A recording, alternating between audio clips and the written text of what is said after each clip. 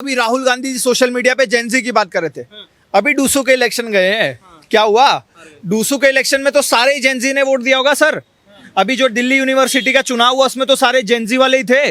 कितने लोग आ गए राहुल गांधी जी के पीछे। माहौल खराब करना इनके हाथ में है, मेरे हाथ में है। अब हम एक दूसरे को करेंगे तो वो माहौल कोई नेता नहीं करा, नेता के हाथ में कुछ नहीं होता है। भड़का तो रहे हैं, भड़का तो रहे लगे। हमारे दिमाग में गोबर घुसा हुआ है, इनके दिमाग में गोबर घुसा है, मेरे दिमाग में गोबर घुसा है क्या? आई लव मोहम्मद का पोस्टर लेके ये लोग जो घूम रहे हैं। अभी मैंने आज वीडियो देखी, उत्तराखंड पुलिस को दौड़ा दौड़ा के मार रहे हैं। माहौल खराब होना नहीं हो गया? ये कौन कर रहा है? नेता कर रहे हैं। आई लव मोहम्मद 100 बार बोलेंगे, कोई भी आएगा वो दौड़ा दौड़ा के ही पिटेगा अगर कोई सर रोकेगा तो। अच्छा, और क्या मतलब भारत अगर मुसलमानों को कोई चीज है, टाइटल है, तो अपने ले रहे। तू कश्मीर में अशोक स्तंभ तोड़ के देशभक्ति दिखा रहे थे। फिर पाकिस्तान के झंडे जब हमने लगाए थे ऑपरेशन सिंदूर के बाद, उसको उखाड़ के अपने गोदी में ले जाके देशभक्ति दिखा रहे थे। पाकिस्तान जिंदाबाद के नारे तुम कश्मीर में लगा के देशभक्ति दिखाते हो। हमारे भारतीय सेना के ऊपर पत्थरबाजी करके तुम देशभक्ति दिखाते हो। भारत तेरे टुकड़े होंगे इंशाल्लाह इंशाल्लाह बोल के तुम देशभक्ति दिखाते हो। तुम्हारे साथ चले ना, हम चलो हम करते हैं। बॉयकॉट कर रहे थे तो हमसे पूछा था क्या? वही तो मैं बोल रहा हूँ, तुमसे पूछा करेंगे कोई क्या? कोई ऐसा ही फिलिस्तीन के समर्थन में तो खुद निकलोगे। फिलिस्तीन के समर्थन में हम तो खुद कर रहे हैं। जिन्ना सिस्टम तोड़ा है ना, उसे कैडी हम तो इस चीज की मांग कर रहे हैं ना। गवर्नमेंट किसकी है? ये तभी प्रोटेस्ट निकालेंगे जब भारत को नुकसान होगा। 2014 वाले भाई साहब हैं, हक से 2014 के भाई साहब। हक से हूँ 2014 वाला भक्त। 2014 आओ ना, भाग क्यों रहे हो? और ये तो कल ही पैदा हुए हैं। रण छोड़ के मत भागो सर। नमस्कार बाबा, स्वागत है आपका हमारे चैनल पर। जेनजीज के राहुल गांधी के पोस्ट के बाद लगातार देश में माहौल कहीं ना कहीं उबलता हुआ नजर आ रहा है। सत्ता पक्ष भाजपा का आरोप है कि ऐसे पोस्ट करके माहौल खराब करना चाहते हैं, देश में गृह युद्ध की स्थिति बनाना चाहते हैं। इस पूरे मामले पर बात करते हैं। कुछ जेनजीज हमारे साथ हैं, कुछ युवा लोग हमारे साथ हैं, पूछेंगे क्या वो अपनी राय रखेंगे। राहुल गांधी पोस्ट करते हैं कि जेनजीज सड़कों पे आओ, संविधान बचाओ, लोकतंत्र बचाओ, शिक्षा व्यवस्था बचाओ। क्या कहेंगे? देखो पत्रकार महोदय, पहली बात तो आपने मुझे जेनजी बोला है तो मैं क्लियर कर दूं, गाली मत दो। मैं जेनजी नहीं हूं, मैं जेन एन हूं। मैं जनरेशन नेशनलिस्ट हूँ, जेनजी वेनजी मैं नहीं हूँ। और दूसरी बात, अगर जेनजी इतना ही इनके कहने पर सड़क पे आ गया होता ना, आधे जेनजी बिजी है इनको गाली देने में, आधे जेनजी बिजी है इनको सोशल मीडिया पे ट्रोल करने में, आधे हमारे भारत के जेनजी बिजी हैं खुद को क्रिएटर बनाने में, आधे हमारे जेनजी बिजी हैं मोदी जी के पीछे चलने में। तो जेनजी के पास टाइम ही कहाँ है कि वो राहुल गांधी जी के पीछे भागे हैं। और राहुल गांधी जी को तो वैसे इनके पार्टी वाले जेनजी समझते हैं। तो राहुल गांधी एकमात्र ऐसा जेनजी है, सो कॉल्ड जेनजी, जो सड़क पे उतरेगा, जो चाहता है कि हमारा भारत नेपाल बन जाए। वरना हमारे भारत का अगर 90% जेनजी से आप पूछोगे ना, तो कोई नहीं कहेगा कि हमारे भारत में भी नेपाल जैसी स्थिति बनने वाली है। आप क्या कहेंगे कि जिस तरीके से कह रहे हैं कि जेनजीज जो है, ये तो जेन एन हो गए, नेशनलिस्ट है, तो आप क्या कहेंगे जो कह रहे हैं कि आइए सड़कों पे आइए, माहौल खराब नहीं होगा देश का? देखो हमारे यहाँ तो ऐसे कभी हो ही नहीं सकता जैसे नेपाल में हुआ। ना हम होने देंगे, ना हम होने देंगे। उन्होंने क्या कहा ये बताइए आप? कि भाई उन्होंने कहा रोड पर आइए, अपने हक की लड़ाई लड़िए, ये बोला। ये नहीं बोला कि नेपाल जैसी स्थिति लाइए, या तुम यहाँ पे आकर आंदोलन कीजिए, या मार काट करिए, आग लगाइए, या जिन करिए। तो ये बताइए, या रोड पे समझाना, अपने हक के अपनी आवाज़ उठाना, इससे तुम लोग बाग को ज़्यादा इंटरेस्ट ले रहे हैं कि भाई नेपाल वाले जोड़ रहे हैं उसके साथ में, तो उनकी सोच एक अलग बदलती जा रही है। मगर राहुल गांधी को एक अलग साबित करना चाह रहे हैं कि ये चीज़ उसकी छवि को खराब करना चाह रहे हैं, लेकिन वो अपनी छवि खराब होने नहीं देता है। वो अच्छी है। अब विपक्ष इतनी छवि अच्छी है कि प्रधानमंत्री के बाद दूसरा विपक्ष ने संसद भवन में उन्हीं का नंबर आता है। इतनी अच्छी छवि है, इतनी छवि। तो वो नहीं चाहते नेपाल बनाना, वो हक की लड़ाई। अभी तक सर ईवीएम को दोष देते थे। अभी वाइस प्रेसिडेंट का चुनाव हुआ है ना, कितनी अच्छी छवि थी। बैलेट पेपर से चुनाव हुआ है, कौन जीता? जीते इनके पार्टी वाले। उसके बाद ये बात कर रहे थे, अभी राहुल गांधी जी सोशल मीडिया पे जेनजी की बात कर रहे थे। अभी डूसू के इलेक्शन गए हैं, क्या हुआ? डूसू के इलेक्शन में तो सारे ही जेनजी ने वोट दिया होगा सर। अभी जो दिल्ली यूनिवर्सिटी का चुनाव हुआ उसमें तो सारे जेनजी वाले ही थे। कितने लोग आ गए राहुल गांधी जी के पीछे? मुझे बताओ, जीते इनके पार्टी वाले। 4 में से 3 सीट पर एबीवीपी वाले जीते हैं। तो इससे समझ में आ जा रहा है कि भैया जेनजी का मूड क्या है, जेनजी किसको अपना आइडल देख रही है, जेनजी किसके नेतृत्व पर चलना चाहती है। जहां जहां चुनाव हो रहे हैं, जहां जहां राहुल गांधी जी जा रहे हैं, वहां से कांग्रेस हार ही रही है। और ये बोलते हैं कि राहुल गांधी जी सबसे ऊपर है। भैया हमारे नजर में, अगर युवाओं के नजर में आप देखोगे ना, तो राहुल गांधी जी से अच्छा ओपोजिशन का रोल इस टाइम पे असदुद्दीन ओवैसी कर रहे हैं। मुझे ये बताइए, जैसे इन्होंने कहा कि वो नेपाल वाली स्थिति नहीं बनाना चाहते, वो कहना चाह रहे हैं युवा अपनी हक की बात करें, लोकतंत्र की बात करें, संविधान की बात करें। नेपाल से क्यों जोड़ रहे हो कि नेपाल में माहौल खराब हो तो राहुल गांधी भी माहौल खराब? आपने भी उनके ट्वीट पढ़े हैं, मैंने भी उनके ट्वीट पढ़े हैं। और उन्होंने जो सोशल मीडिया पे इन्फ्लुएंसर पाल रखे हैं ना, उनके भी हमने देखे हैं। चाहे आप रेंटिंग ओला को आप देख लो, चाहे अर्पित स्पीक्स को आप देख लो, चाहे ध्रुव राठी को आप देख लो, हमने सबके वीडियोस देखे हैं, सबके कमेंट्स देखे हैं। राहुल गांधी जी को भी देखा है, उनके पार्टी वालों को भी देखा। और अभी हमने एक चीज और देख ली कि भैया ये भारत में जब ये कुछ नहीं उखाड़ पा रहे हैं तो म्यांमार से अपने लिए पीपीटी बनवा के ला रहे हैं कि हम म्यांमार से पीपीटी बनवाएंगे और भारत में प्रोपोगेंडा चलाएंगे। तो भारत की जनता ये सब देख रही है, इसीलिए जहां जाए जाते हैं चुनाव प्रचार करने, वहां से जनता इनको लात मार के भगाती है, हराती है। आरोप यही है ना कि म्यांमार से आई पीपीटी, जिस दिन प्रेस कॉन्फ्रेंस करते हैं उस दिन ये पोस्ट डालते हैं। पहले कहते थे लोकतंत्र बचाने निकले, अब कह रहे हैं लोकतंत्र मैं नहीं बचाऊंगा। तो ये तो माहौल ही खराब होगा ना। जेन जीज ने नेपाल में माहौल ही तो खराब किया था, तो आपने जेन जी क्यों बोला? बोल देते देश के युवा आ जाओ भैया बात कर लो। जेन जी शब्द का इस्तेमाल क्यों किया? जो नेपाल में हो वही भारत में हो। देखो इस चीज को तो मैं नहीं कह सकता क्या कहा क्या को, मैं कोई नेता नहीं हूँ ना भाई साहब कोई नेता है जो इनकी बात से ही देश चलेगा। माहौल तो खराब कर ही रहे ना राहुल गांधी। माहौल खराब करना इनके हाथ में है, मेरे हाथ में है। अब हम एक दूसरे को करेंगे तो वो माहौल कोई नेता नहीं करा, नेता के हाथ में कुछ नहीं होता है। भड़का तो रहे हैं, भड़का तो रहे लगे। हमारे दिमाग में गोबर घुसा हुआ है, इनके दिमाग में गोबर घुसा हुआ है, मेरे दिमाग में गोबर घुसा है क्या?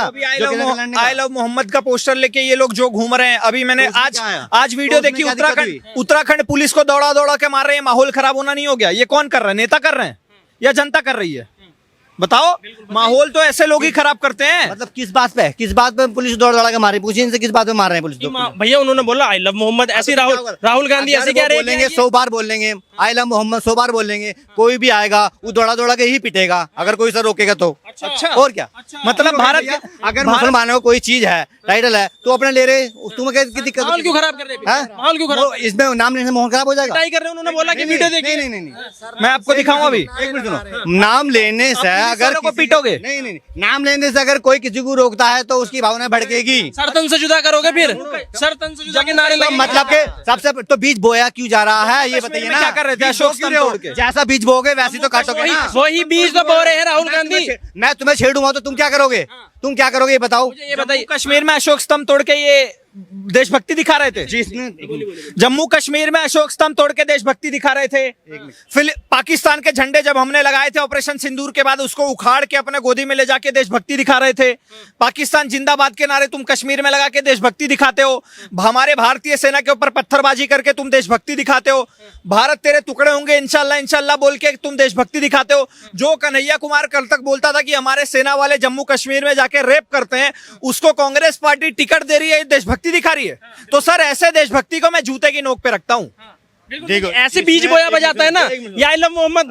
अरे अपने घर में दिखाओ। अरे सुनो, जिसने स्टॉक सिस्टम तोड़ा उसको सजा से कैडी सजा मिलनी चाहिए। जो पाकिस्तान में सुनो पाकिस्तान के कोई नारे लगाता है उसके खिलाफ सख्त से सख्त कानून होना चाहिए। दोगलापन का इनके साथ दोगलापन कर दे। इन्हीं के आदमी तोड़ देते हैं, इन्हीं के आदमी गलत नारे लगा देते हैं, अनुगति उठाओ। वो यही कह रहे हैं कि ऐसे तो बीज बोया जा रहा है। राहुल गांधी बोल रहे हैं भाई साहब। मैं ये नहीं कह रहा, मैं कह रहा हूं तुम्हारे अंदर फिलिस्तीन के लिए तो बहुत ज्यादा प्रेम उभरता है। फिलिस्तीन के लिए मैंने लाखों लोग देखे सीपी में घूमते हुए, इतना बड़ा रैली लेके।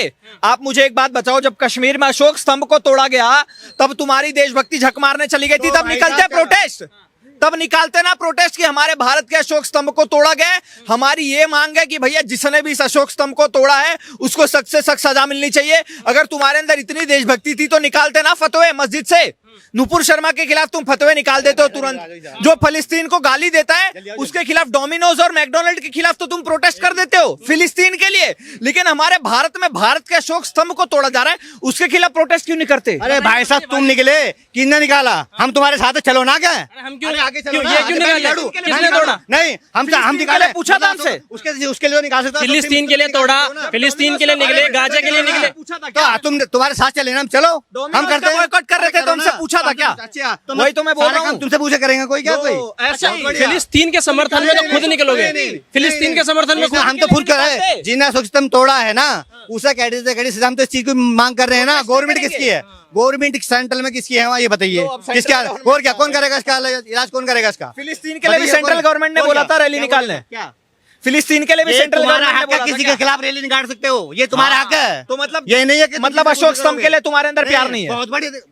तो प्रोटेस्ट क्यों नहीं निकाले? मतलब किस बात के भक्त हो रहे हैं? सवाल तो अगर जो गलत करेगा, जो गलत करेगा उनका सवाल सजा मिलनी चाहिए। उनका सवाल ये सवाल ये है। अरे सुनिए, उनका सवाल तो सुन लो। उनका सवाल ये है, वो ये कह रहे हैं कि फिलिस्तीन के लिए जब निकालते हो रैली तब पूछ के निकालते हो क्या? भाई दिल में दर्द होता है तभी तो निकालोगे ना। और अशोक स्तंभ के लिए आप इनसे पूछ रहे हो? अरे भाई मैं इनसे क्यों पूछता, ये इनसे पूछ के मैं करूँ क्या? ना तो मैं रैली निकाल रहा, ना मैं इनसे पूछना, ना तो कोई पूछने वाले ही होते हैं, ना मैं निकालने वाला कुछ होता हूँ। ठीक है, राहुल गांधी वाले जेंजी हैं। हाँ, समझ गया? ये तभी प्रोटेस्ट निकालेंगे जब भारत को नुकसान होगा। 2014 वाले भाई साहब हैं, हक से 2014 के भाई साहब। हक से हूँ 2014 वाला भक्त। अब 2014 आओ ना, भाग क्यों रहे हो? आ जाओ, सुन के जाओ। और ये तो कल ही पैदा हुए हैं। रण छोड़ के मत भागो सर। भाई साहब नहीं भाई, मैं आपके ऊपर पर्सनल अटैक नहीं कर रहा हूँ, मैं आपको पर्सनल अटैक नहीं कर रहा हूँ। 2014 के बाद वाला भक्त मैं क्यों बना ये भी इनको बता देता हूँ। 2014 क्योंकि हमने बहुत सारी किस्से कहानियां सुनी है कि 1975 में, 1974 में क्या हुआ था, 1985 में क्या हुआ था, हमारे सिखों को कैसे मारा गया था, उसके बाद हमारे भारत में इमरजेंसी कैसे लगाई गई थी, राहुल गांधी जी कैसे विदेशों में जाके ब्रिटेन और यूएस में जाके बोलते हैं कि हमारे भारत में लोकतंत्र की हत्या हो रही है, आप लोग आके हस्तक्षेप करो। कैसे बताया जाता है कि हिंदू हिंसक होते हैं। उदयनिधि स्टालिन जैसे लोग कैसे बोलते हैं कि भैया भारत का हिंदू डेंगू, मलेरिया और HIV पता नहीं क्या क्या है। तो भैया ये सारी चीजें देख रहे हैं, इसलिए हम 2014 के बाद वाले भारत को और 2014 के बाद वाले बीजेपी को वोट दे रहे हैं, क्योंकि वही एकमात्र पार्टी है जो गर्व से बोलती है कि भैया मंदिर वहीं बनाएंगे। वही एक पार्टी है जिसने धारा 370 हटाने का काम किया, जो आज तक हमारे भारत के कश्मीर को अलग करके रखा था। यही एक पार्टी है जिसने ट्रिपल तलाक हटाया। यही एक पार्टी है जिसने ऑपरेशन सिंदूर में, बालाकोट में, उसके बाद उरी में इतने सारे अटैक करवाए हैं। तो भैया हमने बहुत सारी चीजें देखी हैं। एक दौर हुआ करता था जहां पर आप खड़े हैं वहां पर बम धमाके होते थे। अब कश्मीर के कुछ इलाकों को छोड़ दिया जाए तो आतंकवाद मिट चुका है। पत्थरबाजी हमारे सेना के ऊपर बंद हो गई है। सेना को पूरे तरीके से फ्री हैंड हो चुका है। ऑपरेशन ऑल आउट चल रहा है। इतनी सारी चीजें हम जब देख रहे हैं तो भक्त नहीं बनेंगे। मैं तो गर्व से कहता हूँ भक्तू वो सर। कह रहे हैं कि अगर राहुल गांधी का ये पोस्ट आया जेनजीज को लेकर तो उसको गलत क्यों प्रिटेंड किया जा रहा है कि देश में माहौल बनाने की कोशिश की जा रही है। वो कह रहे हैं वो हक की बात कर रहे हैं अपने। अब खुद ने तो बोला कि हम लोकतंत्र मैं नहीं बचाऊंगा, देश का जनता बचाएगी, देश का युवा बचाएगा। हक की बात म्यांमार से PPT बनवा कर करते हैं। इतनी हक की बात हो रही है। मतलब जिस म्यांमार में खुद डेमोक्रेसी नहीं है, जिस म्यांमार में मिलिट्री शासन चल रहा है, उस म्यांमार में डेमोक्रेसी के लिए PPT बनवाने गए थे। ये होती है हक की बात। हक की बात ये होती है कि इनके जो पूर्व प्रधानमंत्री थे मनमोहन सिंह जी, माननीय मनमोहन सिंह जी, वो यासीन मलिक से जाके मिलते हैं ताकि उनको हमारे भारत के बाहर हाफिज सईद से जाके मुलाकात कर सके। तो ये इनकी डेमोक्रेसी की वो चल रही थी। तो सर इसीलिए मैं आपको बोल रहा हूँ, जो राहुल गांधी जी जो सपना देखकर बैठे हैं ना कि हमारे भारत में नेपाल जैसा एक एग्जाम्पल सेट हो जाएगा, तो आप सपने में मत जिए, ऐसा कुछ नहीं होने वाला। क्योंकि हमने भी देखा है भैया, अगर बोलने जाएंगे तो हम भी बहुत कुछ बोल सकते हैं कि हमारे भारत से इटली के बार डांसर आके हमारे भारत में राज कर रहे हैं। नहीं बोल रहे ना, तो आप भी अपने लिमिट में रहिए, हम भी अपने लिमिट में रहेंगे। क्योंकि जिस दिन हमने लिमिट तोड़ी तो ऐसा ना हो कि जेंजी जैसे नेपाल में करप्ट लोगों को भगा दिया, वैसे भारत की भी जेंसी करप्ट लोगों को भगा दे। हिमाचल से मैं तो कहना चाहता हूं सर, मैं जेंजी हूं ना, आपने जैसे बोला था, तो मैं कहना चाहता हूं हिमाचल के जेंजी से, कर्नाटक के जेंजी से, तेलंगाना के जेंजी से, पंजाब के जेंजी से कि भैया आप नेपाल से सीख लीजिए। जो करप्ट गवर्नमेंट बैठी है हिमाचल, कर्नाटक, तेलंगाना और पंजाब में, उसको उखाड़ के फेंकिए।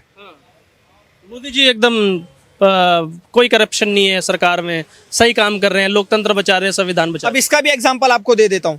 राहुल गांधी जी ने आरोप लगाया था चौकीदार चोर है, सुप्रीम कोर्ट में जाकर 6 बार माफी मांग ली।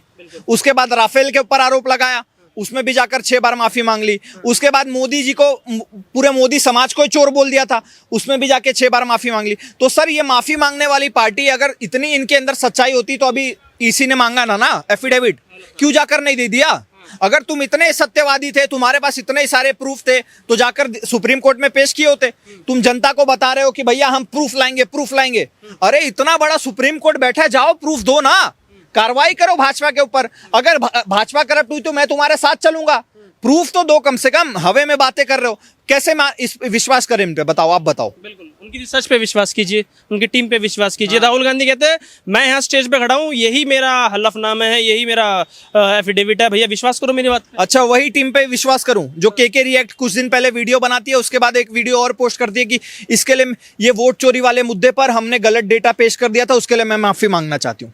इस टीम पर विश्वास करूं? अर्पित स्पीक्स बोलने के बाद आज तक माफिया मांग रहा है, उस पर विश्वास करूं?